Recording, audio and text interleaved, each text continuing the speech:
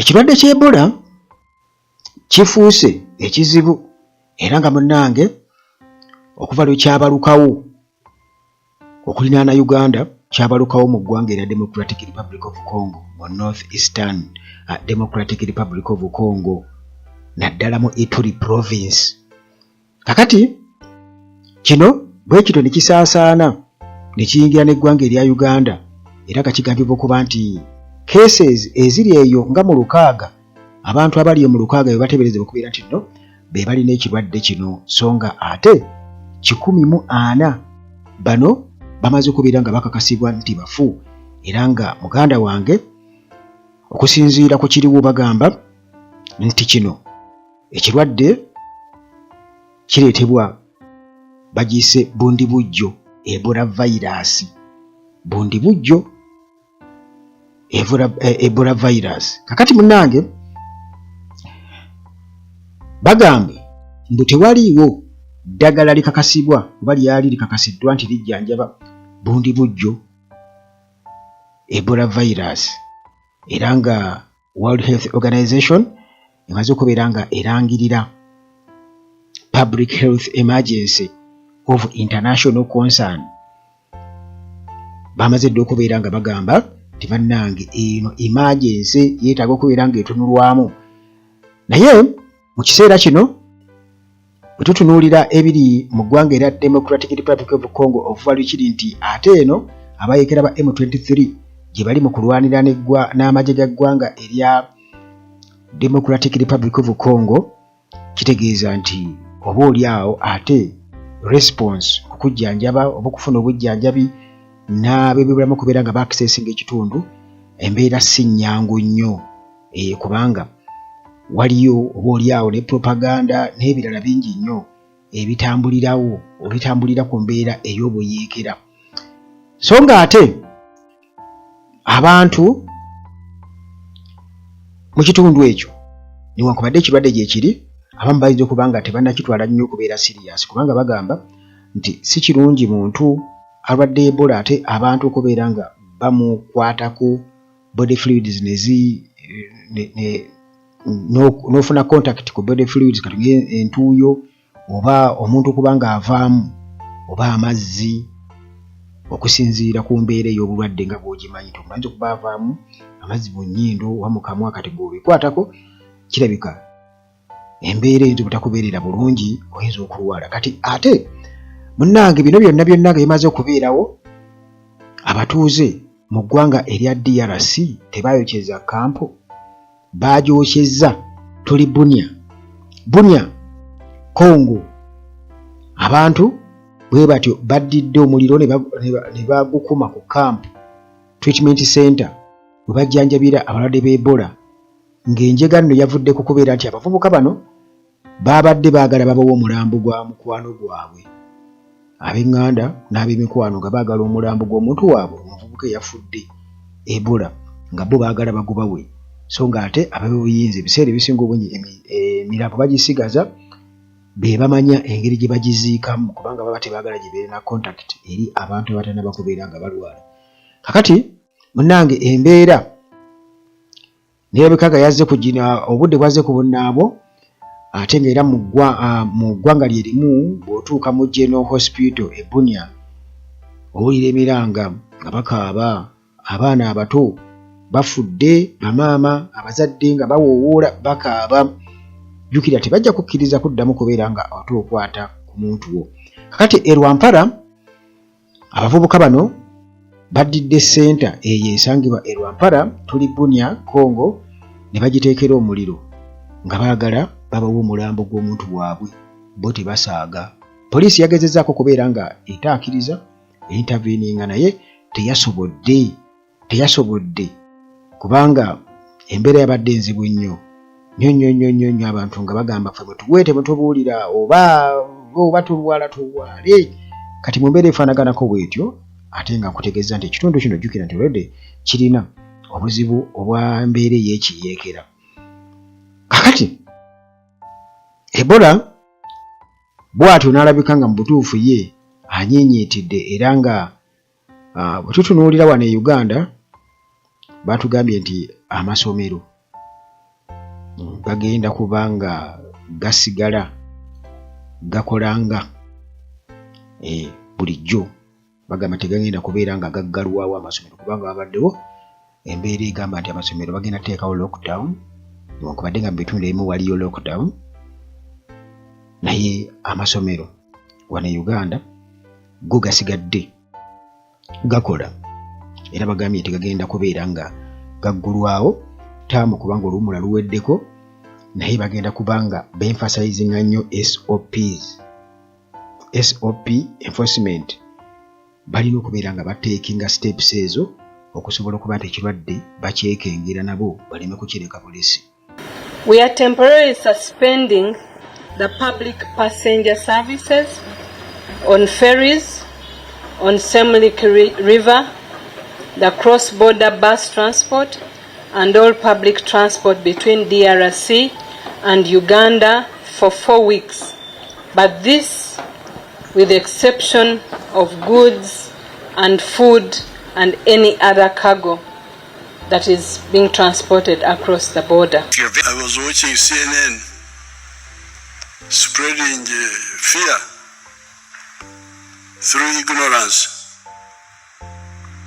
Ebola is much easier to control than corona. Kale nga bw'okitegedde nti amasomero gagenda kuba gaggulawo ne strict SOP enforcement ate nga Uganda essaawa eno bagamba tebalinayo active Ebola case. Bagamba nti omulwadde omu gwe balina essaawa eno ali mu kulikavaringa kubanga test ze bamukolako kati essaawa eno ziri negative. Gavumenti bw'eti bataddewo restrictions ku border era okutambula ku border okuva e Congo okuyingira e Uganda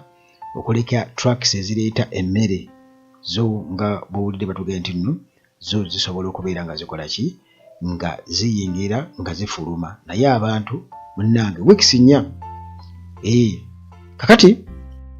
bagamba nti n'okubeera nga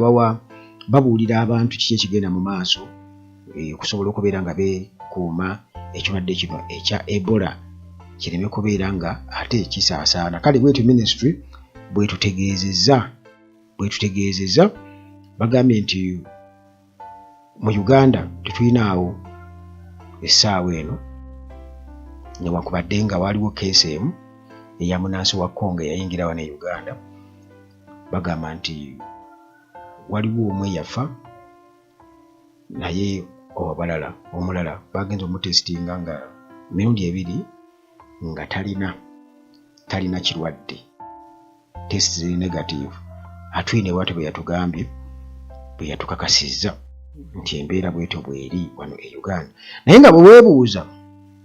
nti bwali bwabaddewo okuba omuntu ajja kwebuuza nti twogera ku Ebola oba twogera ku COVID-19 kirwadde ekyo kikyasinze okubeera nga kitta abantu kuba gino Museveni atugambye nti Ebola mwanguko okontrolinga okusinga COVID-19. Waliwo disaster yagwawo netta abantu abali mu miliyoni 5 nenno gwali mwaka gwa kumeka 1877 era bagamba nti kino kiyinza okuddamu mu 2026 naye gino Museveni atugambye bu Ebola ate ye si muzibu nnyo nga COVID-19. Kati gwaza okweza nti COVID-19 eyakasinga okutta abantu naye bakugambye nti mu 1877 ne 1878 waliwo kye bayita El Nino era nga kino muganda wange kyaleeta enjala enzibu ennyo eyatta abantu mu miliyoni ne miliyoni abayingira miliyoni 5 n'omusobyo. Kakati munnange bagamba nti obudde embeera y'obudde yakyankalana ebbugumu lirisukka ne lireeta ebintu bingi nnyo kubanga bagamba nti El Nino naddala mu mawanga bagakiro kyaliwo mu mawanga agasangibwa mu tropics kakati ago ge gasinga okubeera nga gafuna obuzibu era bagamba nti abantu abateeberezebwa okubeera mu miliyoni 60 eyo n'omusobyo kigambibwa okuba nti bano muganda wange baafa era nga bagamba nti bano bakola ebitundu mu kiseera ekyo bagamba nti ebitundu 3 ku population y'ensi yonna nga bono gamba 3% bonna baafa 3% baafa. Kakati nga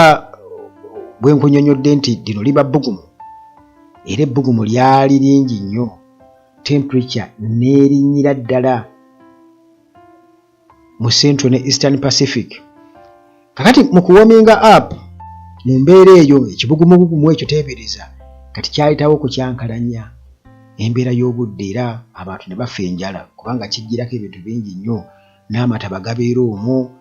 n'embeera y'obudde endala eri extreme abantu gye basobola kubeera nga beebeera era nga kigambibwa okuba nti mu byafaayo muganda wange kino kyali kizibu nnyo 1877 tebali gwerabira era nga bagamba nti enjala yagwa endwadde ne zibalukawo nga byonna biva ku nsonga eyo mu tropics era nga twogera ku tropics twogera ku regions eziri okwetolola equator era nga oyinza okugamba nti oba abaali basomye ku geography ogenda ku tropic of Cancer, simanyi tropic of Capricorn makkati awo kati ezo region eri makkati ka tropic of Cancer ne tropic of Capricorn awo oyinza okusanga ensi ezo oba ezigwa mu tropics. Kakati awo muganda wange embeera yali nzibu nnyo nti abantu baafa nnyo oyinza okulowooza nti bannange covid yatta naye abantu abali mu miliyoni ne miliyoni ene covid naye yasena era kyetaaga n'ennoonyerezaako abantu baafa bameka covid kubanga naye yasena baaba newankubadde yalimu okujubisa n'abakozi b'essente baali bangi okusinziira ku bye twawulira baleese eddagala erigema ne likola ki naye nze tebangema nagaana naye kati ekirwadde ky'Ebola munnange bwe kito nga kibalukawo era ebitundu ebyo ebirinaanye sayidi zeeyo e Congo waliyo lockdown tebakkiriza abantu kubeera nga batambula n'okulamaga ne bakusazaamu ennamugongo lwa Ebola. Already United States yamaze dde okubeera nga egaana abantu baayo okubeera nga bajja eno South Sudan okubeera nga bajja mu Uganda okubeera nga bajja e Congo olw'ensonga ezitali zimu